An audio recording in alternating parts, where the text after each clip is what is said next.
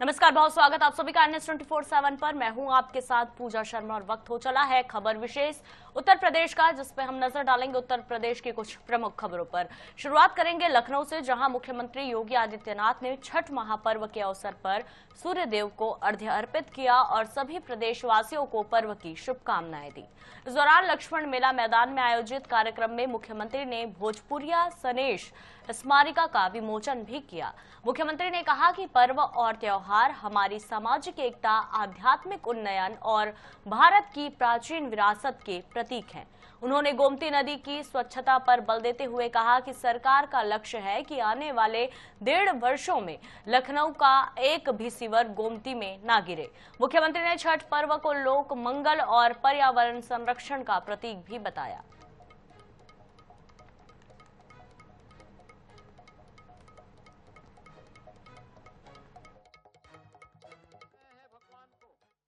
अगर वह जल शुद्ध न हो, क्या भगवान उसको स्वीकार करेंगे?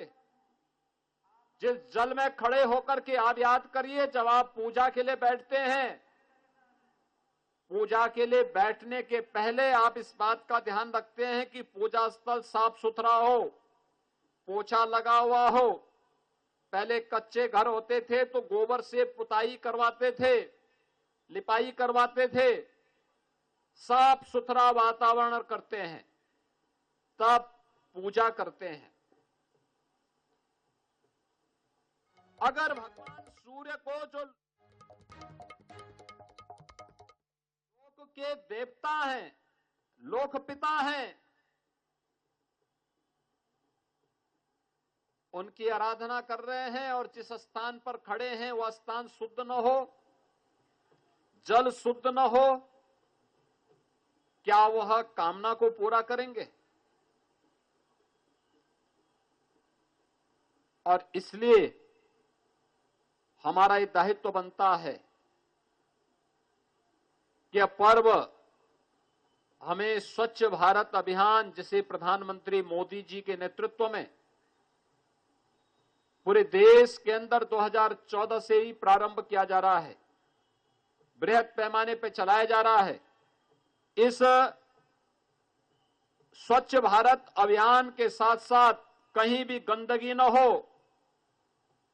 गंदगी के उन कारकों को जिनके कारण गंदगी पैदा होती है, सिंगल यूज प्लास्टिक, प्लास्टिक के कप, गिलास, पॉलिथीन, इन सब को हटाने की व्यवस्था, इनका उपयोग न करें। लखनऊ में 61 वर्ष बाद Uttar Pradesh Bharat scout and guides की मेजबानी करने जा रहा है। 23 से 29 नवंबर तक डिफेंस एक्सपो ग्राउंड में आयोजित होने वाली 19वीं राष्ट्रीय जम्बूरी में देश भर से 30,000 से ज्यादा प्रतिभागी शामिल होंगे। मुख्यमंत्री योगी आदित्यनाथ ने तैयारियों की उच्च स्तरीय समीक्षा करते हुए इसे राज्य के लिए गौरवपूर्ण अवसर बताया है। उन्होंने कहा कि जम्बूरी युवा शक्ति का महापर्व है, जो अनुशासन, सेवा भावना और आत्मनिर्भर भारत के संकल्प को सशक्त करेगा। मुख्यमंत्री ने सुरक्षा, स्वच्छता, आवास और खान पान की व्यवस्थाओं को सर्वोच्च प्राथमिकता देने के निर्देश दिए हैं। 300 एकड़ क्षेत्र में 3500 टेंट, 2200 शौचालय और 100 रसोई घर बनाए जाएंगे और इस बार भव्य ड्रोन शो, डिजिटल आईडी और ग्लोबल विलेज जैसी नई झलकियां भी देखने को मिलेगी।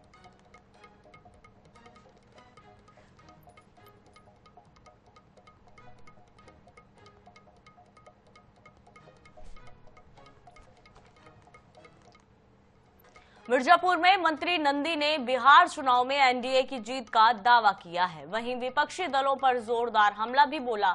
उन्होंने कहा कि लालू यादव के शासनकाल में बिहार में जंगल राज था, जब आईएएस और आईपीएस अधिकारियों की हत्याएं होती थी। इसके अलावा तेजस्वी यादव के वक्फ बिल को कूड़ेदान में फेंकने वाले बयान पर मंत्री नंदी ने कहा कि जनमानस आपको ही कूड़े में डाल देगा। हेलीकॉप्टर में बैठकर मुर्गा खाने वाले अब नैतिकता की बात कर रहे हैं।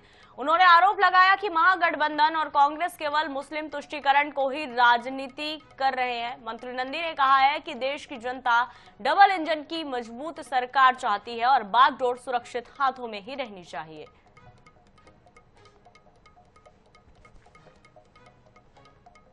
चंदौली में छठ पूजा के दौरान दर्दनाक हादसा हो गया, जहां नौका विहार और रिकॉर्डिंग करने गए 6 लोगों से भरी नाव चंद्रप्रभा नदी में पलट गई। 3 लोग किसी तरह तैरकर बाहर निकल गए, लेकिन 3 बच्चे नदी की तेज लहरों में बह गए। सूचना मिलते ही डीएम समेत प्रशासनिक अधिकारी और गोताखोरों की टीम मौके पर पहुंची और रेस्क्यू अभियान शुरू किया गया। देर रात एनडीआरएफ की टीम भी मौके पर पहुंची, लेकिन अंधेरा और तेज बहाव के कारण बचाव कार्य में दिक्कतें आ गई। बताया जा रहा है कि नाव पर सवार युवक शराब के नशे में थे।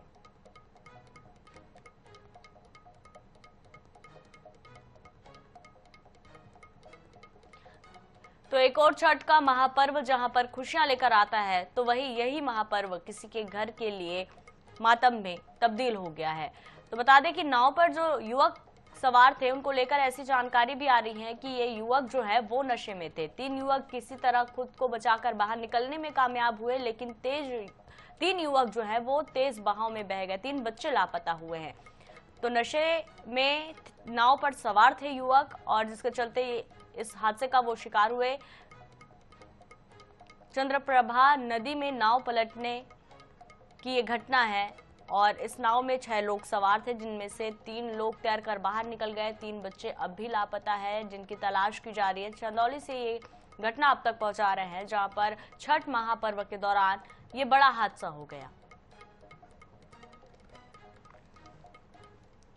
इधर बुलंदशहर में कृषि विभाग ने करीब 250 बोरे नकली पोटाश उर्वरक बरामद किया है, जो आईपीएल कंपनी के बोरों में पैक थे। यह ट्रक सहारनपुर से अलीगढ़ जा रहा था। पोटाश उर्वरक आलू और गेहूं की फसलों में उपयोग होता है, लेकिन यह नकली उर्वरक उपजाऊ जमीन को बंजर बना सकता था। कृषि विभाग की टीम ने ट्रक ड्राइवर को पकड़कर पुलिस के हवाले किया है। जिला कृषि अधिकारी ने इस मामले में सिटी कोतवाली में एफआईआर दर्ज करवाई है।